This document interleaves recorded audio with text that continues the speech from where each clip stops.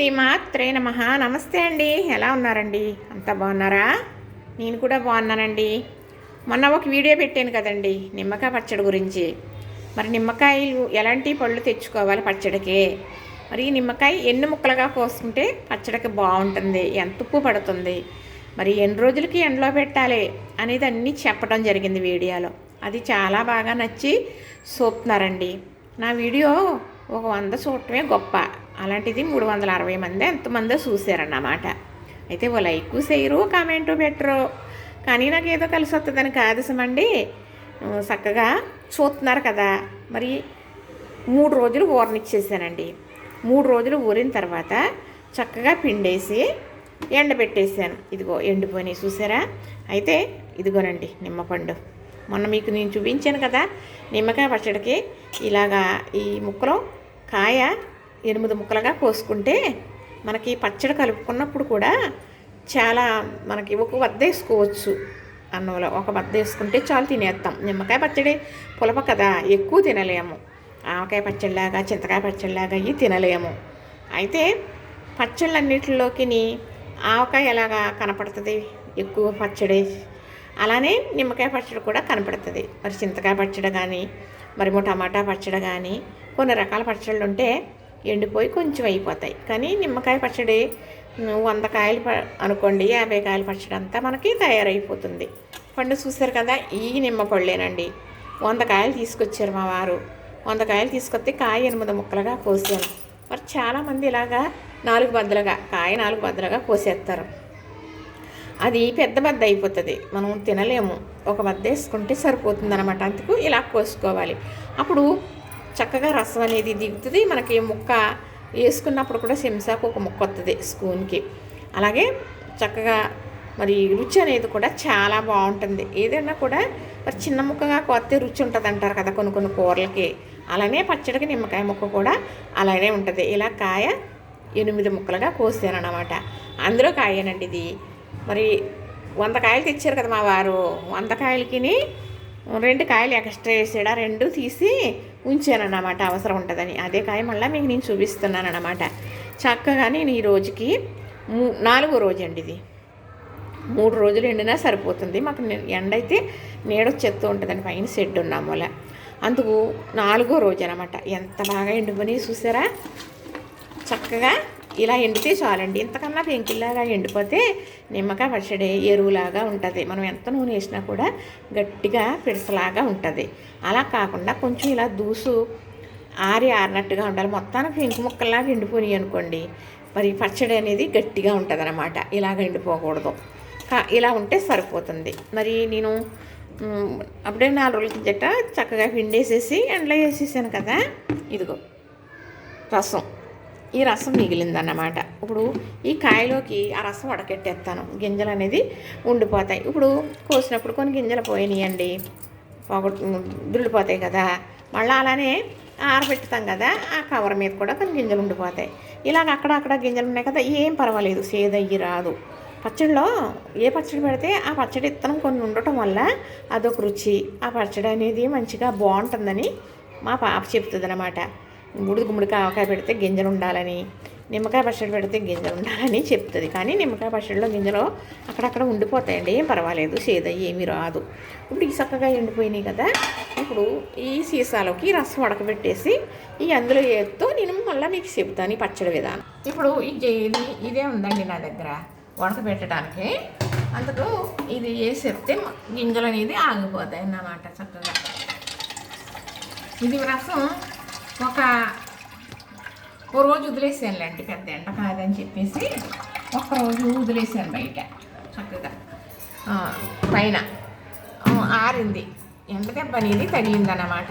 ఇప్పుడు ఇది ఇలా ఉంది కదా, చక్కగా నేను ఇలా కడిగితే రసం అనేది దిగిపోతుంది.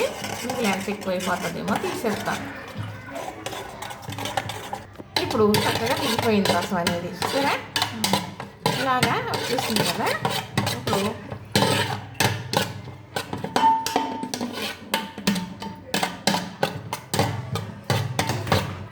ఇప్పుడు చూసారా ఎన్ని గింజలు ఉన్నాయో, విత్తనాలు చక్కగా వచ్చేసినాయి.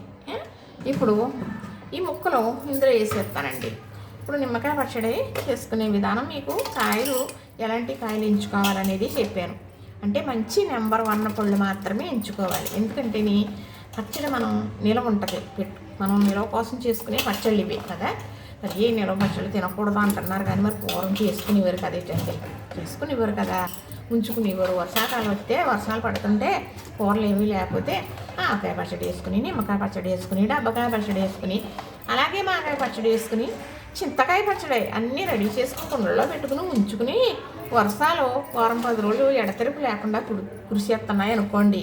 అలాంటప్పుడు ఏం చేస్తారు మరి? ఇప్పుడైతే మనం అన్నీ కొనేసుకుని తెచ్చేసుకుని బాటలు పెట్టుకు తింటున్నాం. మరి అప్పుడు వండుకునే తినాలి కదా. అప్పుడు లేనంటి వాళ్ళు వచ్చి అడుగుతారు కదా పెట్టాలని.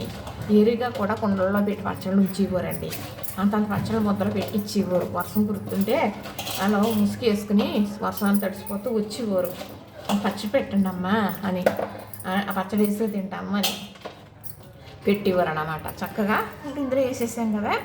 ఇవి ఒక 3 నెలల వరకు కూడా వీటిని మనం చూడనవసరం లేదు. చక్కగా ఎంత ఎండాలో అంతా ఎండిపోయినాయి. ఇప్పుడు 4 రోజులు ఎండాలనుకోండి, ఇంకో రోజు ఎక్స్ట్రా ఎండినా ఏం పర్వాలేదు. ఎందుకంటే నిలవ పచ్చడి పెట్టుకుంటున్నామంటే శ్రద్ధగా పెట్టుకోవాలని చెబుతాను. ఇప్పుడు ఇది కడిగేసి స్టోర్ చేసుకున్న సీసానే అయినప్పటికీ కూడా ఇప్పుడు మళ్ళా శుభ్రంగా కడిగి తుడిసి ఎండలో పెట్టి అప్పుడు ఇందులో పెట్టుకుని మనం చక్కగా ఇలా మూత పెట్టేసుకున్నాం అనుకోండి. ఇది మనకి ఒక 3 నెలలకి ఇంకా మగ్గిపోయి ముక్క ఇలా పట్టుకుంటే అలాగా సివుకున్నట్టుగా అయిపోతుంది అనమాట. ఇది కూడా నల్లగా వచ్చేస్తుంది, కొంచెం పొడుగు రంగులో వచ్చేస్తుంది. మరి నిమ్మకాయ ముక్కలు చిన్నగా ఎందుకు కోసుకోవాలని చెప్పాను అనేది ఆ వీడియోలో చెప్పాను. ఇప్పుడు ఇలా నలిపితే నలిగినట్టుగా వస్తుంది కదా. ఇప్పుడు నేనప్పుడు ఏం కారం వేసి కలిపి తాలింపు పెడతాను అనేది మీకు నేను చెబుతాను. ఎందుకంటే నిమ్మకాయ పచ్చడి మనం రోట్లో రుబ్బం, చేతితో కలిపేసి తాలింపు పెట్టుకోవడమే. అందుకు పెద్ద ముక్కలు పోసుకుంటే ఇబ్బంది అయిపోద్ది. నిమ్మకాయ పచ్చడి అనేది ఎక్కువ వేసుకుని తినలేము. ఒక బద్ద వేసుకుంటే చాలు, అన్నమంతా తినేయచ్చు, బాగా పులప కదా. కానీ నిమ్మకాయ పచ్చడి ఇంట్లో ఉండాలండి. ఎందుకు దేనికి అనుకుంటున్నారా? ఉండాలండి.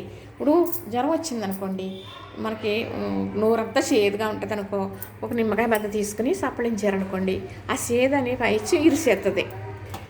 మరి ఏదో పుల్లగా తినాలని అనిపిస్తుంది అనుకోండి.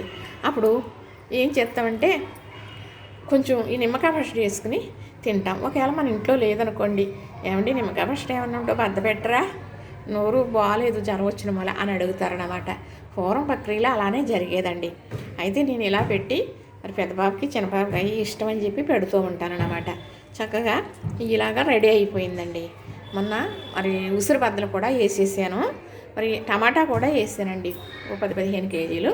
అది కూడా రెడీ అయిపోయింది. ఇది ఉసిరి ఊట. ఈ ఊటలోకి మెల్లగా దిగిపోయి చక్కగా మగ్గిపోద్ది. 3 నెలల తర్వాత కానీ మనం ఈ పచ్చడి కలుపుకోవటానికి అవ్వదు. ఒకవేళ ఇలా పెట్టుకున్నాం కదా మనం, తర్వాత సంవత్సరానికి వాడేసుకోవాలి, లేకపోతే పాడైపోతుంది అనేది ఏమీ ఉండదండి. చక్కగా 4-5 ఏళ్ళన్నా అలానే ఉంటుంది. పచ్చడి ఉండాలి కానీ నిమ్మకాయ పచ్చడికి చెదురు ఉండదండి. నిమ్మకాయ పచ్చడి చెక్కు చెదరదు, చక్కగా వాడుకోవచ్చు అన్నమాట. ఒక సంవత్సరం పెట్టుకుంటే 4-5 ఏళ్ళు వాడుకోవచ్చు. ఉండి కొద్ది పులపమూల బాగుంటుంది, ఏం అవ్వదు.